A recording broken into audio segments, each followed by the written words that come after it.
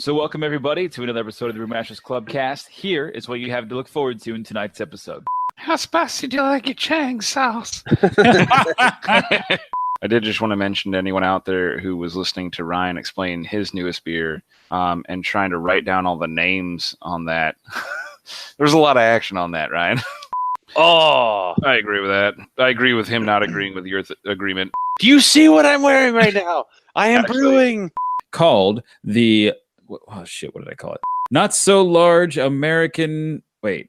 Not so... Yeah, we'll say American. Not so large American Craft Beer Fest 2018. The annual, first annual, by the way, craft beer competition where the boys from the Craft Brews and Geek News podcast vote to bring you their favorite beers. The Malter Alter.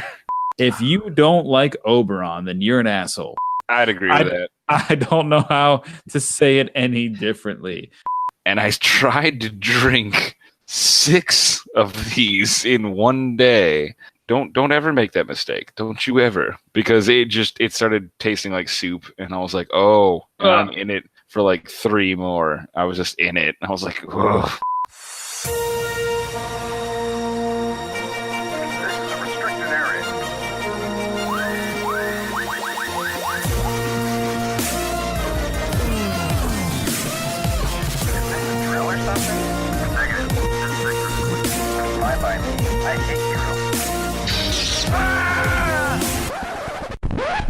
Crazy mother. Welcome to the official podcast of the Brewmasters Club, Craft Brews and Geek News. Sit back, pour yourself a pint, and let's get into it. Now here's the founder of the Brewmasters Club and your host, Donnie Gallagher. Welcome, Craft Beer. My name is Donnie. Welcome to the Craft Brews and Geek News podcast, the official Brewmasters Club podcast, where we talk about geek news, national stories, local flavors, and our favorite geeky nuggets of pop culture. I am joined this evening by one redheaded shaggy man named Mr. Lausman. How are you, sir? I'm doing good, man. Just cruising on into this week. Getting ready for a long 4-day or 3-day weekend. 3-day weekend. Got it. Yeah. And another handsome man, Mr. Rye Guy, Brood Bay 13. How are you? I'm doing great, Donnie and Last Man. I'm doing great. Did you say Brood Bay? Man, I keep saying it wrong. I said it wrong again this time. I'm Did sorry, you? Ryan. I said it. Yes, that was the second time I said it wrong. First it was rum, and now it's Brood Bay. Brood Babe, I think I said last time. I don't know, man. Yeah, It's you just, did. Yeah, it's real bad. Anyways, welcome. So today is the tail end of August. So we are coming to you as we typically start right off with things in our "What are you drinking? What are you gonna drink?" segment. But first, given that our podcast is now recording on Tuesdays, we just wanted to express our sympathies for all those affected by the deadly mass shooting at the Madden event in Jacksonville, Florida last Sunday. So just a few days ago. There's been confirmed that 3 people are dead, including the gunman. Several others were injured after a gunman opened fire at a Madden Championship Series event in Jacksonville, Florida. So these folks here were gaming their hearts out at an EA event, and the winners of this said event were actually going to go on to Vegas for a competition. It's supposed to be a great celebration of video games, and it was in a bar environment, so there's some beers floating around there too. But it's sad. It's really sad news. So. It's a shame. I believe the gentleman that actually was the gunman was a previous winner. He had pictures of himself winning the competition in 2017, I believe. So we've got a couple links here. We won't dwell on it, but just before we move quite along so quickly, because of this thing being so close to home, I just wanted to go on the table here before we got into things and just let everybody kind of speak their piece and say a few words about it. So Brood Boy 813. Yeah. Won't get too much into it. It's definitely really sad when something like this happens. You ask yourself, could it have been prevented? There are stories coming out saying that there wasn't enough security. I don't know, man. There's all sorts of things, but regardless of that, it's really sad. And my heart goes out to everybody that was there just playing Madden. You don't think that that's ever going to happen. I mean, think of how many conventions and sponsored events that we've all been to in our lifetime, and what are the chances that one of us could have been at this event, just covering it, even for a podcast? I mean, just it's in Florida. I'm not saying we were invited or not, but because we weren't. But what if we were there? And it's kind of like that's the iffy, funny thing about life. Now, I will tell you that my mom's good friend that she works with, her son was there, and he was actually on Bay News 9 last night for their show. And his name is Stephen Javorarski. Excuse me if I mispronounced that. He was there. Two of his best friends died in that shooting, and a bunch of other people that he knew were injured. He was actually one of the ones that made it into the bathroom, called 911, and then called his parents. And the whole story is on Bay News 9.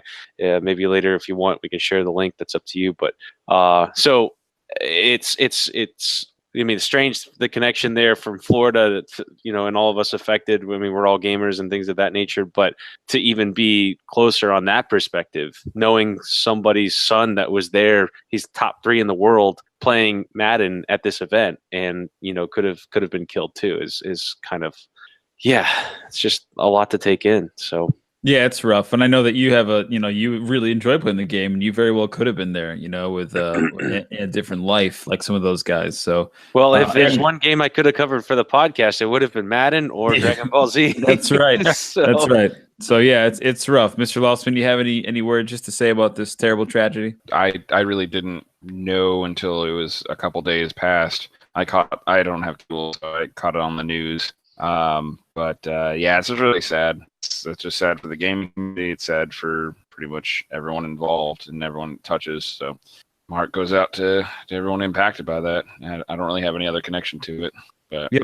Yeah, and I won't go through all the tweets and the stories and the speculation and whatnot again. Now it's Tuesday, so I'm sure things have calmed down a bit. But yeah, it's sad. It's sad, and the good news is that all the players involved, and I say that figuratively, I mean like EA Sports acknowledged it, the governor acknowledged it, the president, of course, they were all communicating to try and get this thing resolved and assist local law enforcement as quickly and easily as possible. So I'm sure everything was functioning there at full capacity. It's just a shame, and it's just sucky, and it just paints a bad light. And it's already been a pretty bad year for EA Sports in terms of all their business decisions, and this is just a black mark to kind of close out 2018. So hopefully this is the last incident like this that we see. But it's a shame, and it's rough, and I don't even know the full details. But either way you cut it, it's not a good situation. So that's all. Sorry to open on a somber note. Ryan, go ahead. And we want to be as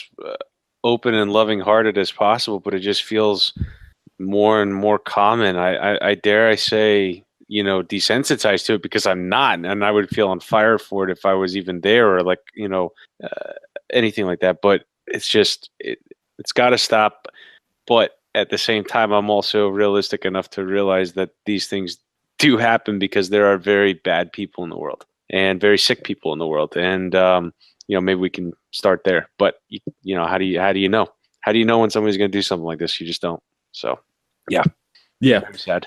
And that's the hard part. So all right, so that's our tribute, and our shout out to those folks in Jacksonville that are and across the state, across the nation, that are there. I'm sure people came from all over the place. So we won't dwell on it, and thank you for sharing the personal story, Ryan. But moving on to some brighter news, of course, we are now at least 2 weeks closer to the Great American Beer Fest taking place at the 21st, 22nd, 20th, 21st, 22nd of September. So that is actually coming up in less than a month now. We are very close to the opening of that. And to do so, we actually brought in a little competition that we want to have of our own. Before we get into it, we always start off the evening talking about beers that we do drink, that we are drinking, that we want to drink. I don't know, guys, are any of your beers part of our competition, or do you want to get in them right away? Guys, if any of your beers are in the competition that we have here that we're going to talk about in a few minutes, we can get into them then, or we can get into them right away. We might as well just stick with conformity here and just continue on with our typical regular scheduling programming. And by doing so, we can kick things off with Mr. Lausman talking about what he's drinking this evening. This one, It's been on the show before. It's not like it's new. But I got the Sweetwater Going Coastal, and I really like it. It's an IPA with pineapple, and it tastes really good. It's Would you consider that a juicy IPA? Yeah, I would. If I'm completely honest, I took one sip of this right when we turned on the podcast today, and I go, "Oh, I got to go take a Zantac. This thing's gonna destroy me." Because, and that's a little TMI for everyone. But it's like really vivid on the pineapple. So I was like, "Oh man!" I was like, "This is like a sugar kick." In the evening time, Which I really like that though. Yeah, it's actually quite pleasant. It's not, some of the other flavored IPAs, they kind of really overdo it. I really like this one. Going Coastal. I'm a huge fan of all Sweetwater though. Their 420 is one of my favorites, and I really like. They make a really good beer. So I saw this and I thought, I was in the Wawa and I go, man, that's a no-brainer right there. I was like, yep, that'll be a sweet little addition for the cast tonight. So it was a good time. I really enjoy it, and it's got a subtle pineapple taste. Awesome. Yeah, I'm excited. I love pineapple. I love coconut. Ryan, what'd you bring? Well, since we're talking about pineapple, I brought to the table my newest home brew, which is a jalapeno pineapple ale. Brewed with 2-row Breeze, brewed with, of course, fresh jalapenos, brewed with also fresh pineapple and Cascade hop, finished in a dry hop with more pineapple and Citra hop. So it has a nice citrusy aroma to it, along with the pineapple, and then the jalapenos. You don't really smell the jalapenos like you do in the jalapeno IPA, but you taste the spice because I cut the hops way down on this one, but the jalapenos are still full flavored, and there's a lot more spice to it. So if you guys can imagine a sweet and spicy connotation, it's fantastic. Absolutely love this beer, and I'm sad there's only like 4.5 gallons of it. So I was about to say I want to get someone. It's very good. It's very good. It's very spicy though. It's when I say very spicy, it's a drinkable spicy. Donnie, how spicy do you like your Bloody Marys? How spicy do you like your Chang sauce? Yeah, I mean, I like it. I like a mild amount of spice. I don't like it to be, undrinkable. But your beers never are. They're typically just a hint. Well, it was actually more spicy before I cold crashed with the pineapple, and that's exactly why I did it, because I wanted that pineapple flavor to be more prevalent and tone down the heat, which it did. But I would say it's about the equivalent to a nice, mildly spicy Bloody Mary. Of course, with jalapeno instead of everything else, or Tabasco sauce. But yeah, very, very good, delicious beer. Going to be taking it up to Brew tomorrow night to give it out to the good folks there, and then I'm going to take it up this Sunday because I'm hanging out with the Gus Man. So, the Gus Man, good. Yes, very good. Awesome. Well, I brought. It sounds delicious, and I really do want to try it. But I brought something I've never had before. It was the Kiko Santiago, which is from Coppertail. Have you had this, Ron? Yes, Brew has it. Yeah, it is. It is a good IPA. It's a weird flavor because it tastes like a traditional IPA. But I've drank so many of the Cigar City highlights. In fact, I'm staring at one right now, but we'll get into that later. I just don't like. I don't know what. I guess I don't know what I was looking for. It just tastes like a standard IPA. Now, Coppertail makes the Freedive IPA, which I feel is not the same. It doesn't have the same floral notes. It doesn't have the same citrus. It doesn't have the same pine. The Freedive is almost like a everyman's IPA, in my opinion. Now, this is part of their IPA Alpha Hunt series, so it's a little bit different. And I think that these are some unique and specialty brews. The labels are always so cool with Coppertail. I know that's crappy radio, but I just always love a good Coppertail beer. So I don't know. I wanted to try this. I saw it in the store. I picked it up, and I'm pleased by it. So I really do like it. If you want a robust, full-flavored IPA, something a little bit more with a little more gusto than the Freedive from Coppertail from here, local Tampa, Florida, definitely check it out. So I really, really do enjoy it. But yeah, that was it. Very, very good beer. Yeah. What'd you think about it? I enjoyed it. I think I only had maybe 1 or 2 of them when it was on tap at Brew. I thought it was good. I do like the Freedive better, but I thought it was good. Do you like it better because you feel like it's more drinkable, or do you just like it better just because it's something you're more used to? I think the latter one. Yeah, it's something I'm more used to. The Freedive. And to be honest with you, I probably didn't give it a fair chance because the the Pulp Friction was on, and that's what I was just going for. I love the Pulp Friction. Yeah. Freaking fantastic beer. Well, we'll get into that one here in a second. Lothman, anything else on the new beer front or the beers you want to drink? No. Not really. I mean, I did want. This was just like a small, subtle note. I did just want to mention to anyone out there who was listening to Ryan explain his newest beer, and trying to write down all the names on that. There's a lot of action on that, Ryan. Like that was you read it off like it was like a normal thing, and I was like, I'm on the podcast, and I was like, what in the hell? Like that is a lot of. You got your cash cubes, Haps, your Cascades, like, your Jimmy Choos, you got your Sarsaparillas. To our listeners who are trying to write all this down, because I trust every one of you is creating a manuscript of this podcast. But of course. Yeah, while they're driving into work, which is dangerous. I wouldn't write and do that at the same time. I could barely keep up. I was like, okay, you got your Cascade, you got your Santa Land. I was like, okay. I mean, that's a lot of meat. Like, how did you? Again, this isn't really so much something I want to drink, but Ryan, how did you go? I want that one and that one, not that one, but that one. Like, that's just an interesting process. I can answer that question. I can actually answer that question. So the same way that I brew the jalapeno IPA is the concept that I used for this one, minus the amount of hops. I cut that down to just like 1 ounce. Okay, that was it. Just 1 ounce of hops, same amount of grains. The jalapenos I actually cut in half as far as the weight goes. Mm-hmm. And for the pineapple, I used about 2.5 pounds of freshly cut pineapple. The whole core, you know how they cut the core open from Publix right there, just all cubed up or cylindrical, whatever. And that's what I brewed with. Used an 05 yeast, just the regular Safale 05. I find that those dry packets, have more cells than say some of the other smack packs. If anybody out there knows what I'm talking about, then good for you. Otherwise, just do your own research and figure it out. But then in tasting it, I was like, you know what? This calls for a little bit more pineapple. So I actually dry hop with about 2.5 pounds of more pineapple. And what I did was I got this time the same cube or cylindrical version. I just let that, sit at the bottom. And then I got a bunch of diced up pineapples to let them float on top. So it was covered and just threw in the Citra hop. So that was the process, man, over about 14 days. That was the process. Sounds lovely. Lovely. Do you want me to repeat that? Because I really thought like a chef. I was like, I want this to be spicy, but I want this to be sweet. I want to literally actually pair this with a Hawaiian pizza, but have the difference be the spice in the beer and the difference be the ham on the pizza. You know what I mean? Because you're going to get the pineapple either way, but I want the spice and the ham to be the only two differences between the tomato sauce. I don't agree.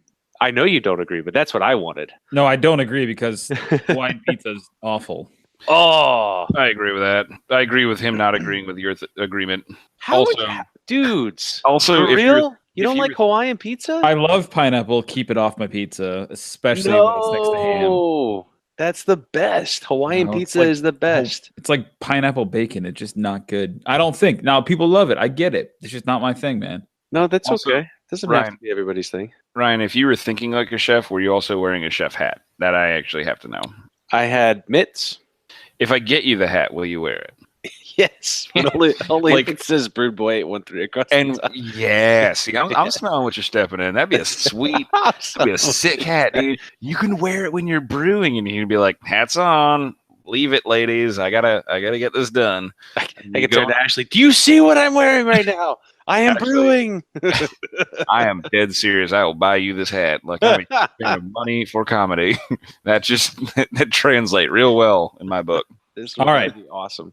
As we continue to talk about brewing hats, I don't know, whatever. We teased with the Great American Beer Fest, which again coming up mid to late September here. So please go buy your tickets, greatamericanbeerfestival.com. Enjoy that. But we thought it'd be interesting to bring you guys a bit of content here called what did I call it? Not so large American. Wait. That should be Florida. Not so, yeah, we'll say American. Not so large American Craft Beer Fest 2018, the first annual, by the way, craft beer competition where the boys from the Craft Brews and Geek News podcast vote to bring you their favorite beers. Here's the best part. You will get your say too, based off your opinion, simply what you think of the boys' review or your own opinion. We will encourage you to submit your vote as well. Who will win the coveted Golden Grain?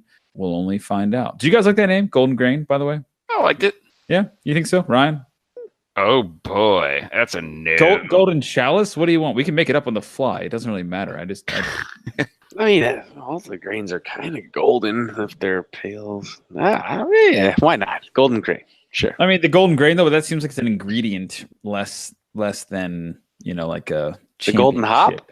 Yeah, but same thing, though. Can we at least agree that we put whatever sort of award this is on the Malter Altar?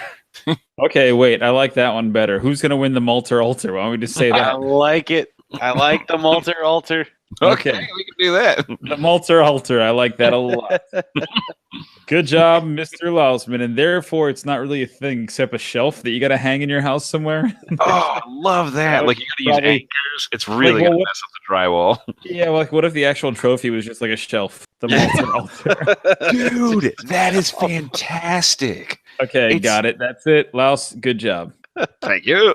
It's like a 2x6. Oh man, that's glorious. And you've already built me one. I'm just gonna put yours on a shelf. Put it right above the mantle. The trophy thing. You got to put your Malter Altar on an actual altar or shelf. That's glorious. Oh, you just put it shelf on a shelf. It's a shelf that you don't hang up. You just put it on another shelf, and it's almost like a pedestal, but it just. Ooh, we're on something here, boys. Yeah, we're on something. This is all you, buddy. This is hook, line, sinker. Wait, can I go a little further? Can we drill not all the way through, just little circles big enough for different beer bottles to sit in it, going across? That'd be kind of cool.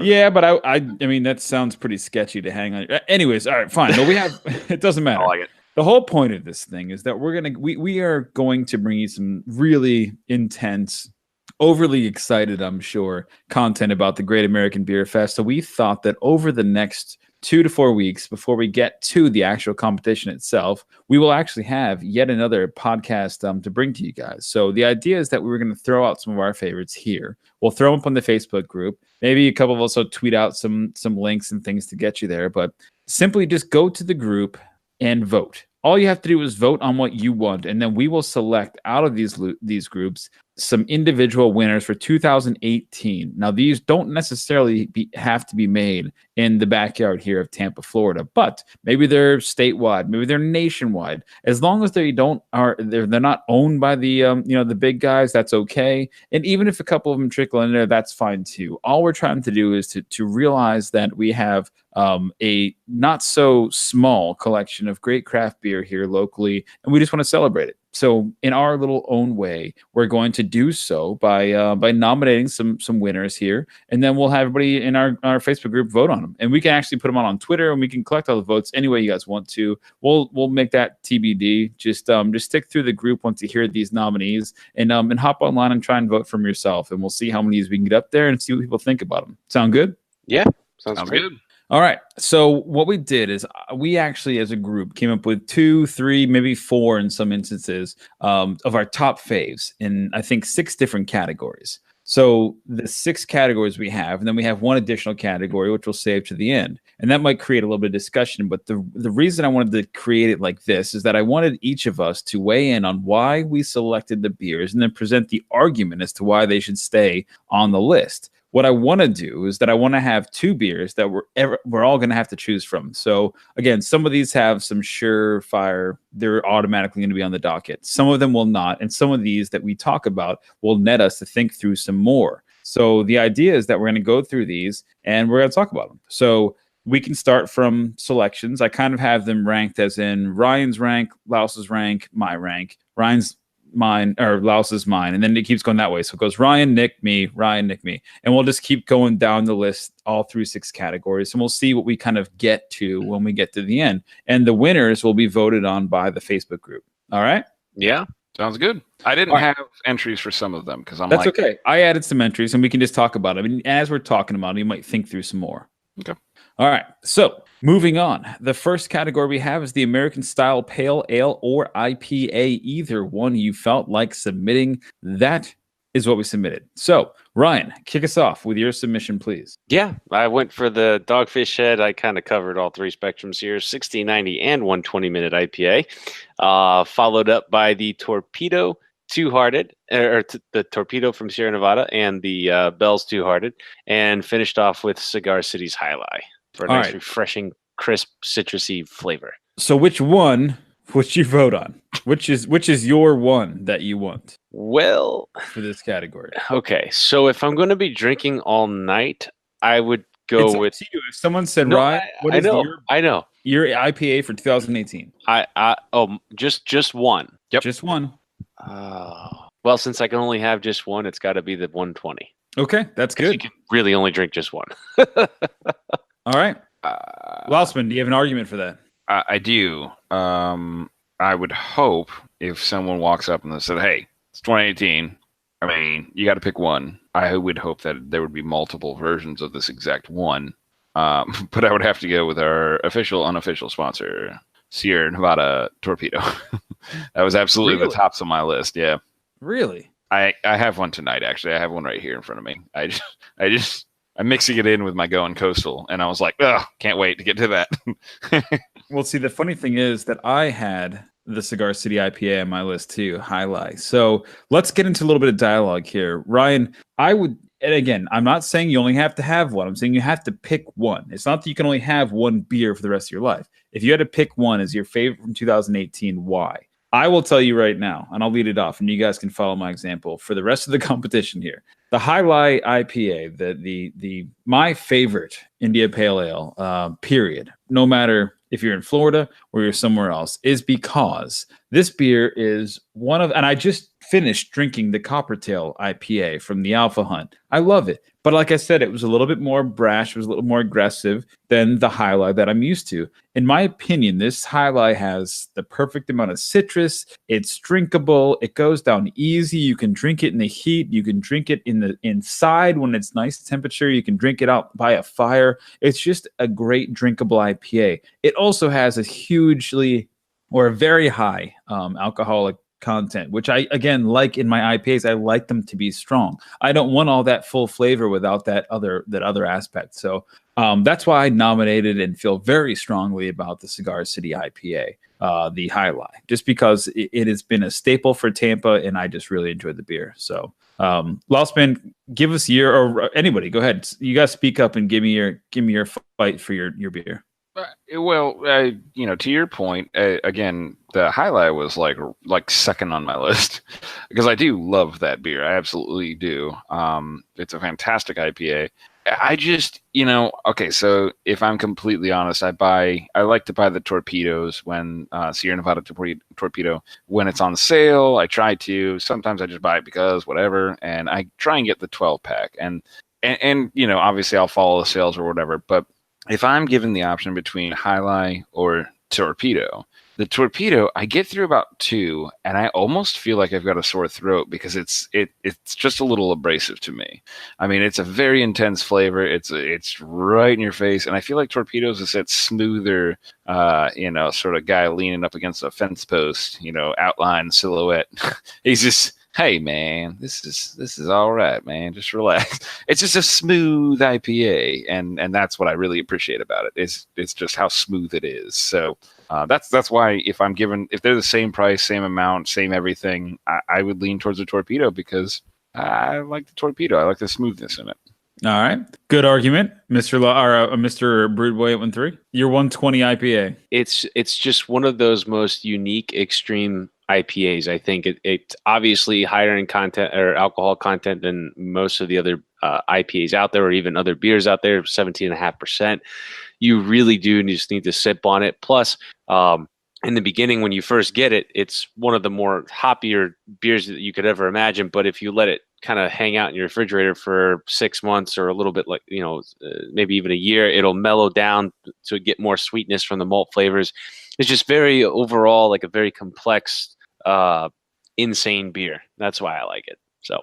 Okay. Well, very short, but well said. Good. So I think those are three good choices. I really think that's going to be up to the beer drinker at that point, right? Because they're all very different for their own reasons. I think Torpedo, again, it's got mass distribution, so it's probably got a lot more fans out there than Cigar City High Life. However, the history, the rich stuff, I get it, that's there. And then the 120, again, like to Ryan's point, 9%er, something like that. And you can only get it 17.5%. Okay. Ugh. You can only get it in a 4-pack at very select times of the year when you can literally punch everyone else that's trying to get it. So I understand. I think that's going to be a really hard category to judge. And I don't want us to predict that now. As soon as we get off this evening, tomorrow morning, we'll have all these posted in the group and we'll see what the team or what the other Brewmasters Club members here want to say about these beers. So let's see. Moving on to the next category here. Unless you guys have anything else, you can always stop me, okay? I will just say this, and I know you guys can't see it on the podcast here, but I know you, Donnie, and Last Man can. Well, I bought the variety pack from Dogfish Head, and in the very middle of the box was a Sequench with a koozie. Oh, that's awesome. No way. They put a koozie on the beer and put it in there? They did. That's so cool. That's so cool. That's why I'm going for Dogfish Head in almost every category I can. Yeah, that's good little subtle branding. I like that. All right. So moving on. So we didn't have a lot of Pilsner competitors for this one. And Pilsner's kind of not exactly... It isn't exactly trending in 2018, but it's still very much a significant category. And it's one that I think is going to take a lot of conversation for the Great American Beer Fest. So I just wanted to make sure we did include that. If you think of one, Ryan, go for it. But I think Mr. Lausman had their first entry here with Ain't Your Mama's Pills. Yeah. I wasn't 100% on the name because I remember I only had it one time. I think you're close. I think you're close. But I did like that one. I don't usually like Pilsners. I can barely get down. What is that? Miller Lite's a Pilsner, isn't it? Yeah. Are you referring to Mama's Little Yellow Pills? That might be it. Oscar Blues. That is. It was just the one time I had it, and I was like, you know what? It's very rare for me to do that. Like I do that with Kolsch's. I'll like try one in like out of like 30, and I'm like, you know what? I'm like, that's all right. Like that's right on time. I'm with you. The same exact vein. I don't like a lot of them. They're not a style that sticks out to me very strongly, but yeah. It's just not a fun experience for me. But that one I remember, I took a sip and I said, you know what? Yeah, okay, that's cool. I'm like that'll be all right. If I see that in a bar, yeah, sure, I'll get one of those. That's all I had on it. To be honest with you, the only other Kolsch that I thought that same thought about is up in Minnesota. So it was that one I talked about a couple weeks ago. So which one was that? Oh, geez. I'm not going to remember the name right now. It's been a very long day. I'll get back to you on that. From the Nodak? It was from Nodak. Yep, North Dakota.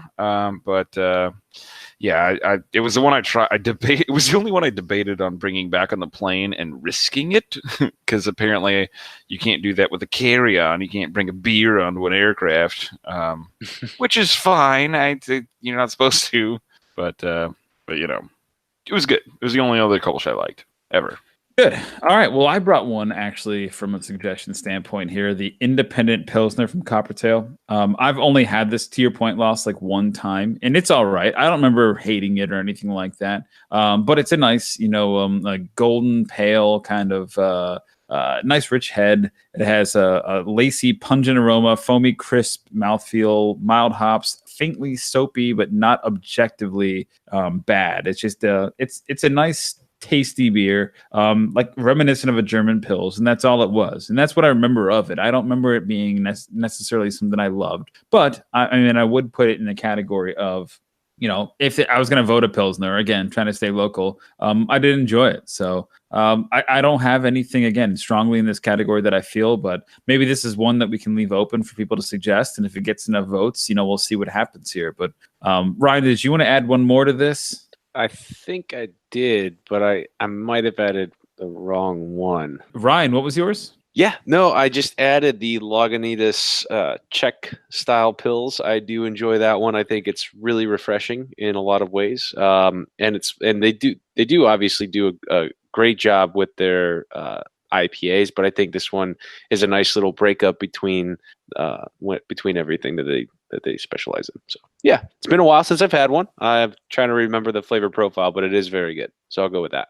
Okay. So again, mentioning that the Pilsner here is one of our weaker categories, we rely on you guys to vote for it. So please join the Facebook group and vote. Moving on, American style wheat beer. There was a very weak category here. I don't know if any of you guys in the cast here actually drink a lot of wheat beers, but I have a couple that I really liked. So I included them here on the list. And I'll list them right now. Florida Cracker from it's a wheat beer from Cigar City, of course. Passion Wheat from J Dub's Brewing Company in Sarasota. If you don't remember that one, it's got a little bit of a passion fruit to it, which is very interesting. But my number one, I saved the best for last, of course. And this isn't exactly 2018. It's more like 2008. But Oberon from Kalamazoo Brewing Company. If you don't like Oberon, then you're an asshole.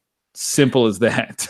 I'd agree with that. I don't know how to say it any differently. But Oberon's got about 5.7%. It'll get you where you're trying to go. It is easy to obtain. It is a great tasting beer. It's a lovely little brewery. And I really just enjoy it. So, you know what?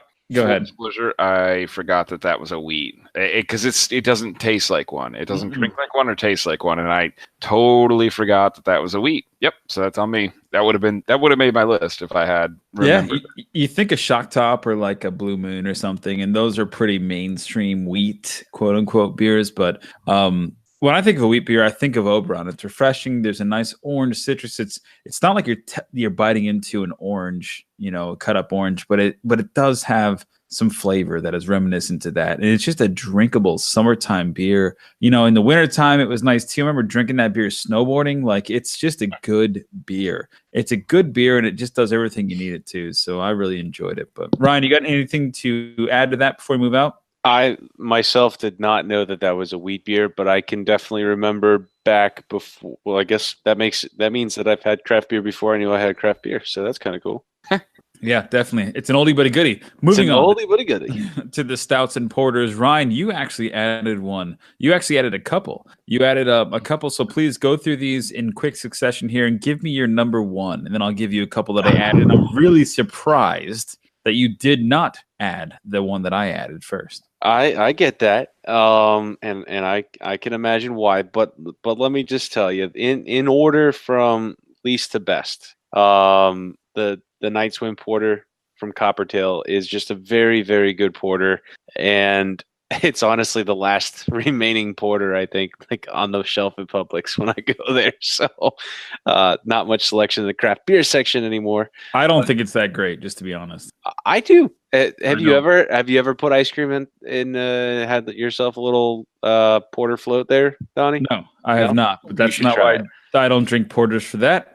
So Ashley and I talked about it on a podcast a way long time ago. But no, it's a very, very good porter, I think, in my opinion. So That being said, for stout, I love the Narwhal. I think the Sierra Nevada Narwhal is one of the best stouts out there. I mean, they already make a great basic stout that comes in at like 6 or 7%, I think.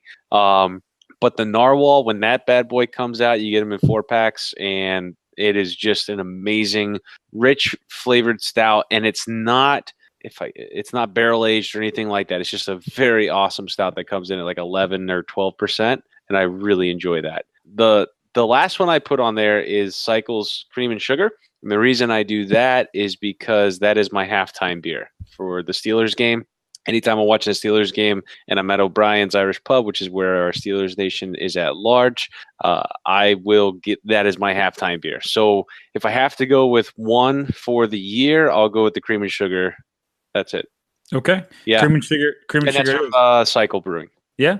Well, that's very interesting because that I would have surely thought you would have gone for the Narwhal as your one, but good to know. Yeah, well, I went with one earlier that was more seasonal, which was the 120. So I got to go with one that I can get year round. So that's what I'll do that one on. So all right, Mr. Lausman, I know that stouts and porters are not necessarily your MO, so we can. I just want to go ahead and contribute to what I put on the list here. 2, first off, Ryan, I cannot believe you did not list the Funky Brewing Last Snow Porter. It is what I understand to be one of your favorite beers of all time. You get this beer all the time. I didn't say it wasn't.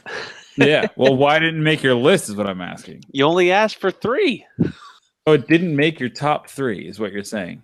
I guess not, Donnie. Ooh. Yeah, just very, very it's very confusing to me. Another one, Mr. Ryan, that here. First off, let me just let me go on to my next one. So I did put a couple on here, and I've actually got another one because this conversation just sparked my interest. But besides the Funky Buddha last snow, when I first got into craft beer, this was definitely in 2006 or before. It was Young's Double Chocolate Stout. It was the stout I was told I had to try. And it is not local. It is not here in Tampa, but it is one of the most delicious stouts you will ever try. And if you think a chocolate stout will taste like Oreos and cream pies, it does not. But this beer is drinkable and it is delicious. And it is one of the best beers I've ever had. Ryan, the shocker that I wanted to give to you just now, check it out.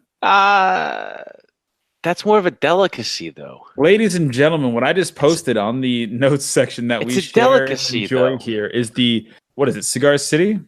Yeah, Cigar City. Yeah, Cigar City Hanapu. You may remember this beer from the episodic experience that Ryan had year after year going there with his wife and friends, enjoying this lovely stout called Hanapu. But yet it did not make it on Ryan's list of the number 1 stouts and porters for 2018. Ryan, please explain yourself. Yeah, I guess I have some explaining to do. I guess you do. You got some explaining to do. Ah, jeez. for both the Funky Buddha Last Snow and the Cigar City Hunapu, those are both very, very good beers. I just, maybe if you'd have put a separate little list together for stout and porter, that might have made it come forward more, but you put a list for stouts and porters on the same list. So there's my debate there. That's all right, Ryan. I love the Hunapu and I love the Last Snow. I think the Last Snow is one of the best that you can find, but it just didn't make my top 3. I had to pick between stouts and porters out of 3, and I didn't have enough room for it. So all right, last one. Out of those 4, we gotta dump one. Which one are we dumping?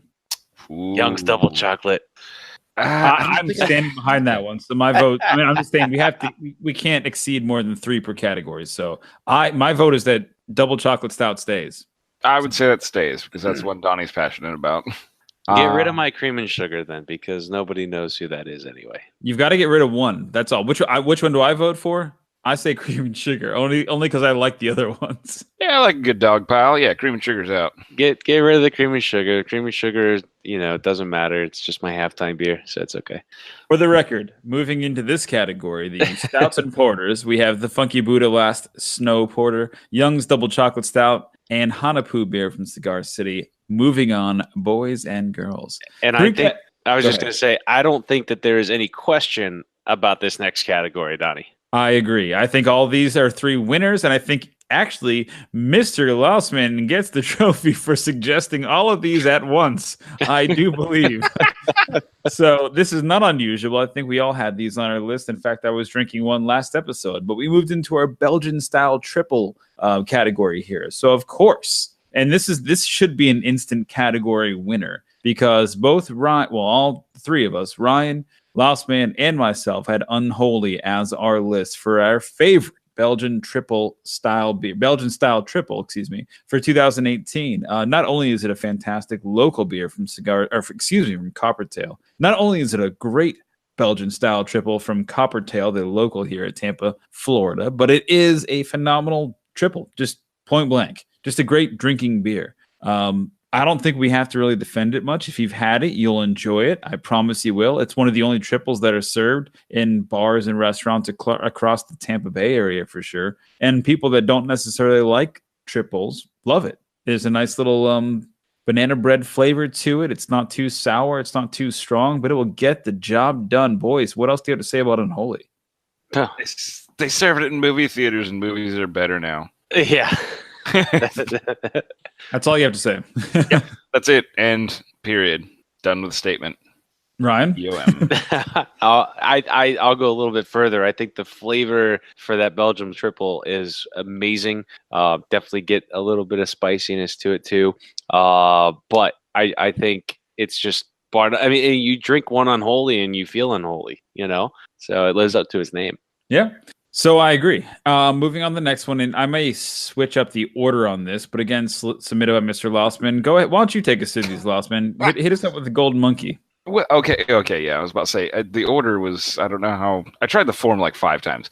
In any event, the Victory Golden Monkey, easily one of my top 3 Belgian triples, which I know is an interesting genre, but I loved. When I first tried it, I loved it. When I started seeing it pop up, I was like, oh, okay. And then now it's to the mainstream point where it's at like Disney World, it's at Animal Kingdom. I'm like, this is glorious. Like, it's at this point, I'm off the rails. I'm just like, I can get this everywhere. And you can get it on draft, and you can get it in the bottle, and now it's in gas stations. And I'm like, I'm just losing my mind slowly because I'm just so thrilled with it. Very heavy, in my opinion, on the banana bread flavor. It does not pull any punches. It says, hello, we're here to party. And it just sort of does that. Beautiful. You can get it at Wawa. I mean, it's literally everywhere down here in Florida anyways. But huge fan, great tasting, love it. Easily, I would say this was the intro Belgian triple that got me into Belgian triples, and I'm here to stay. So I think we even covered that once. I was like, yeah, you don't really like Belgians, but you tried it, and you're like, oh, I really like this one. It's all right. Yeah. And, I remember hearing you say that once, and it's just it is a fantastic triple. Now, I think compared to the Unholy, it is significantly heavier. It's definitely more of an undertaking than the Unholy is to just, I've never had a triple before, boom. I think it will knock you back. It's one of those ones they serve in a goblet, and it does take you a bit to get used to it. But that's just my opinion. That's just my opinion. So, Ryan, you got anything on that? No, I think that's great description. Awesome, give us your last one, and then we're going to bump on to our almost final category here. And then we have one bonus category, and then we can wrap this up. So my last one that I had listed on my list was it was the Miami Brewing Tourist Trap, which yet again, huge fan of this Belgian triple. Very good call. It's just so delicious. This one goes a little. I want to say it drinks a little bit warmer, and what I mean by that is when I have one of these, I mean, which is every chance I get, but when I have one of these, I immediately get this taste of, oh boy, it is a warmer, you can taste where it's going, sort of Belgian triple that really brings that banana bread finish home. I mean, that's just, seems to be the statement of the description here, but banana bread finish in a pretty major effect. But I will say this one time, I've only had one bad experience with it, where I brought it to a beach setting, and I didn't have the sufficient cooler for it. And I tried to drink 6 of these in one day, and they had gotten room temperature. That was my mistake. Yeah, that was my mistake. It's definitely not on Miami Brewing. They specify that it should be kept. It should be served chilled. But don't do that. Don't ever make that mistake. Don't you ever, out there, listener, don't ever make that mistake, because it started tasting like soup, and I was like, oh, and I'm in it for like 3 more. I was just in it, and I was like, oh, I would stab somebody for a block of ice, but just keep it chilled. I mean, stay chill. All right. Well, that's awesome. I mean, not an awesome story. I'm sorry that happened to you, but that's good. No, good choices on those last one. Again, I think we all kind of agree. So those are locked in for the Belgian style triples. We've got Unholy from Coppertail, Golden Monkey from Victory Brewing, and Tourist Trap from MIA Brewing. And Lost, just real quickly, the fond memory that I have from MIA is when you and I were touring. What is that place called? Brew Hub? Yeah, Brew Hub. And the lady literally goes, hey, this is our cooler of duds. You guys can help yourselves. And we're like, what? And you're like, yeah, I can grab one of these. She's like, yeah. And we just grabbed like a 4-pack of the Tourist Trap and just smashed them right there at the bar. It was great. So. And Pseudo-Sue. Yeah, Pseudo-Sue as well. But I didn't like Pseudo-Sue as much, but it doesn't matter. We're not talking about Pseudo-Sue. We're talking about Tourist Trap. Moving quite quickly here through this list, we are down to our last category before the bonus round, the Juicy or Hazy Pale Ale. Now, boys, before we get into this, I just wanted to say that the Juicy or Hazy IPAs are taking the cake at the Great American Beer Fest. I just wanted to make it known that I think it's to the tune of 300 or 400 juicy or juicy or hazy IPAs have been entered to the Great American Beer Fest, which is the first time that the general IPA category has been debunked or unthroned. I don't know, dethroned, whatever you want to say. It's crazy. It's absolutely crazy. So there's 414 different beers entered to the juicy or hazy IPA category. Staggering. Total number, including pale ales and double IPAs, 706, which hugely overtakes the India Pale Ale category of 331, which typically is the highest ranking category. So this is going to be a very interesting Great American Beer Fest. This category, my friends, will be taking us to the Skyway or to the highway, if that's a thing. That's a bad one. This category will taking us to new heights, as seen by submissions to the Great American Beer Fest. So what, might you be asking, do we bring to the category? Well, Mr. Broodboy13, do you want to kick us off with your pulp friction that you brought us here?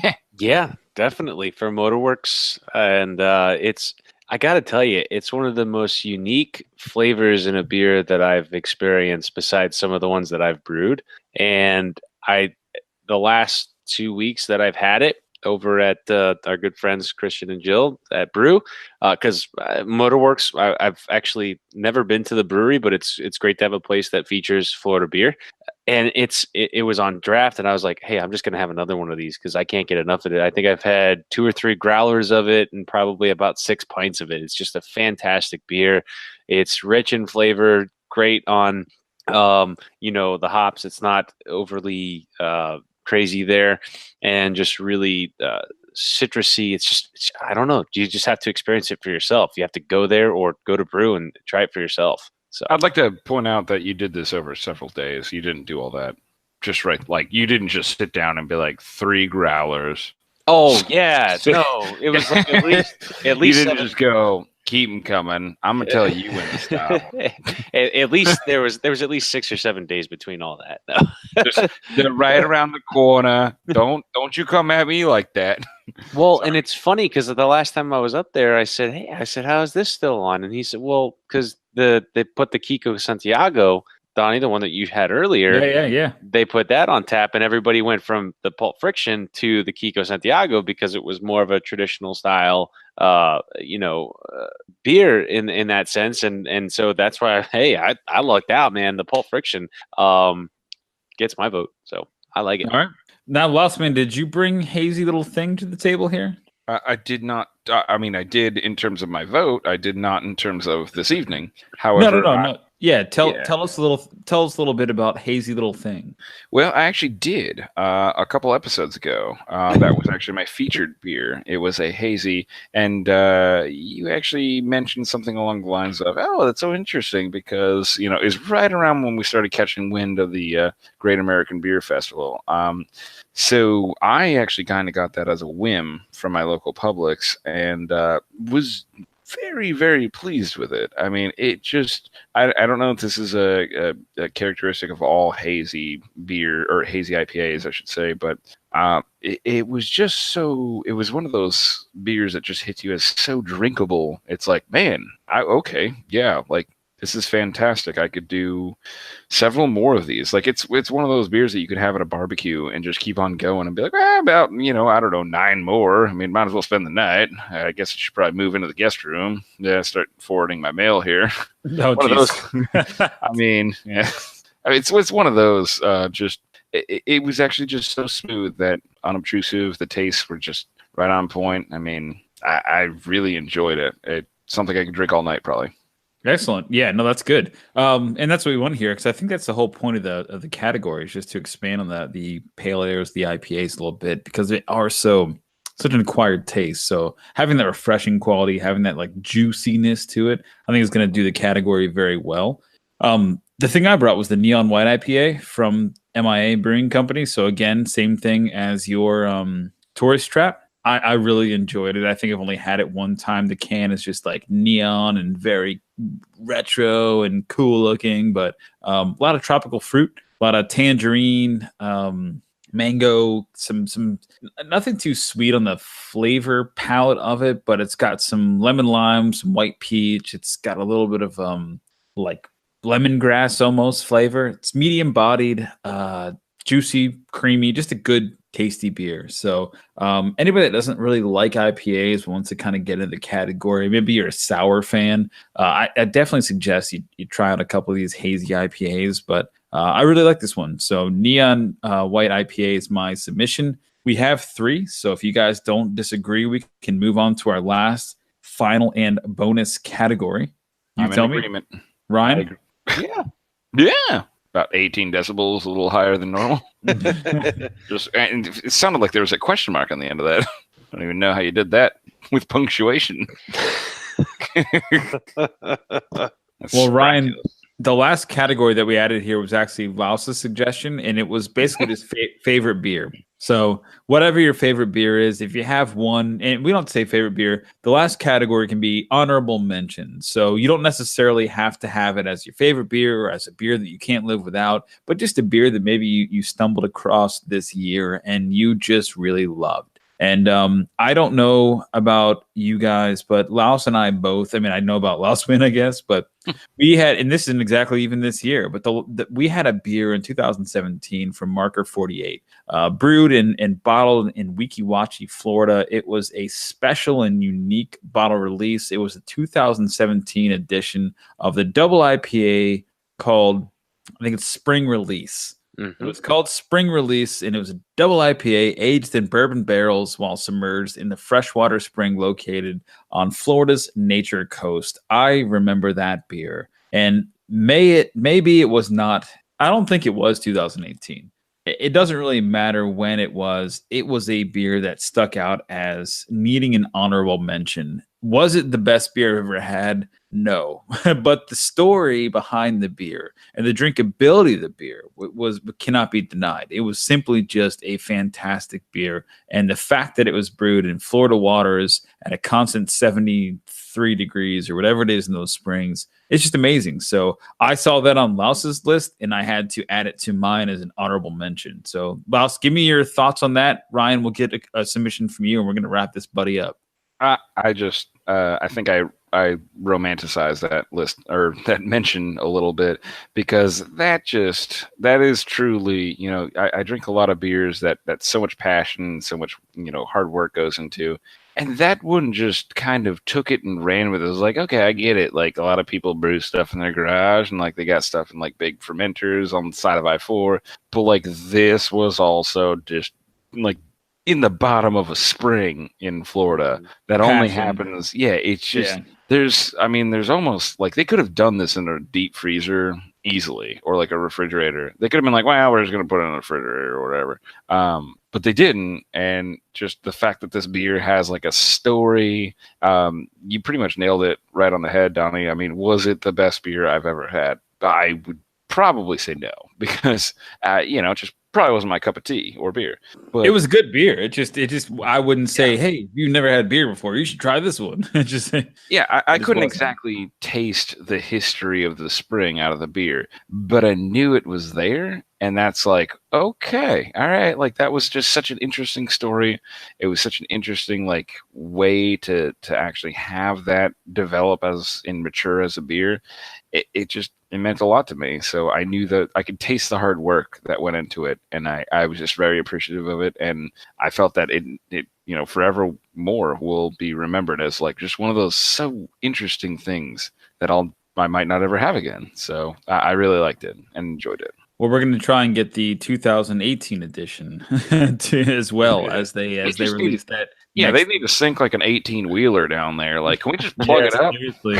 Marker 48, thank you for that. Ryan, what do you have? Well, I was going to say part of that is, the exclusivity of only ever being able to have it once and wishing that you could have it again. So, Donnie, does that mean that they are in the process? Do you know if they're in the process of doing it again? Yeah, okay. No, I wasn't saying that you did. Will. Yeah, okay. I would assume they will. I mean, it would be nice if they did, but it was also one of those beers that you can look at and say, yeah, I had that, Well, they've been doing it since 2005, I think. So odds are they will be doing it again. Or 2015. So odds are they will be doing it again. Oh, well, shit. I mean, you can snorkel down there and stuff a couple Miller Lights in there if you want. No, jeez. It's not going to taste the same. It's going to taste horribly comparatively, but yeah, you can do that if you want. If you really want to get in on it, right? You can dive her down and get it out from the bottom of the spring there. Ryan, do you have an honorable mention that you'd like to throw on the pile here? I do. The red ale, dive her down. Love it. Absolutely love it. Why? Why? Well, Yes. It just fit this puns in this joke so well. no, yeah. Well, no, I've shared this on the cast before, but it's just one of those beers that has the most rich malty flavor, red beer that you can find, in my opinion. And there's not many others out there that are comparable. Give me one if you know a name of a malt forward red. I'd love to try it, but this one comes in, I think, 8.1%, 8.2%, something like that, and it's just an imperial red ale that's just absolutely delicious and thick, and it's like the equivalent to like if you picture like a thick stout, this is a thick red comparably. You know what I'm saying? In that connotation, there's just a heavy beer, and I like it. I that's why I love it. So it's my vote. A quick interrupt. As a thick red myself, I found that one to be just a little over the top in terms of just it kind of it's an abrasive. Abrasive's not the right word. It's a strong taste. Yes. Yeah, and that sort of a buddy of mine wanted to stock that at his scuba shop at Brandon Scuba, and he wanted to stock that because it was diver related, and I tried it about 3 or 4 times and just was not. I just couldn't get into it, and that's nothing bad about it. It's just not for me. It's a very strong taste, and that's something I think we can all agree on. That you like you said, it's an imperial. It is strong. I mean, in terms of what it is meant to be. So props to them on sticking to their guns, but it's just a little too strong for me. Yeah, and that's perfectly fine. It's not everybody's flavor profile. I get that. Dabbling into the realm of stouts and porters that I do, I feel that's where if you like those, you can easily drink this. Which, last man, I'm not saying anything bad. You don't always do stouts. You don't, those heavier beers. So that could be one thing too. If you got into that stout profile, I think that this would be a cake, or a cakewalk. But anyway, you can just make it a cake. That's fine. I actually probably make a great cake, but no, that's my. It's the yeast right you can do. It's the yeast I could do. Thank you, boys. We appreciate that. That was a fantastic episode. Unfortunately, we are straight out of time. We have so much more content to cover, including our famous Geek News segment. What are we going to do? I don't know. Perhaps we'll geek out, freak out. Yeah, perhaps we'll throw a little extra something out there. We're not sure. But, boys, where can the good kids find you? We are absolutely out of time tonight. Mr. Lousman, please let us know. I can be found at Mr. Lousman on Twitter. All right. And Brewboy813, where can the good kids find you? He can find me soundly sleeping in my bed in about 10 minutes. How are they going to do that? Or on Instagram and Twitter at Brewboy813, and possibly just a little teaser at Land O'Lakes Heritage Harbor Park on October 6th. But you're going to have to pay attention next time to find out why. We may very much do a bonus episode on this. And for the Geek News segment that we completely ran out of time on, just check out our YouTube channel, Craft Brews Geek News on YouTube. We did a really awesome Ewok hunt episode where we did Ewok hunt on Battlefront 2 for the first time, and it's terrifying. And Ryan died every time. Ryan died a lot. I died a lot. You actually got on the ship a couple times. I don't know. We can get into it later. But boys, I appreciate your time. You can always find us at the Craft Brews and Geek News Facebook page. You can find me at Brewmasters Club on Twitter and Facebook. In addition to YouTube, find us there. Join the Facebook group. The Facebook group is the best way to get a hold of all of us. We have about 75 members now, almost 80. Please do. We enjoy everyone. And as we say at the end of every episode, it's 10:23. Can you find me? It's 10:24. Actually, 10:24 now. Oh, you dick faces. Good night, everybody. You've been listening to the official podcast of the Brewmasters Club, Craft Brews and Geek News. Grab a beer with the guys and be sure to subscribe to catch additional content. Add this podcast to your favorite RSS feed or iTunes.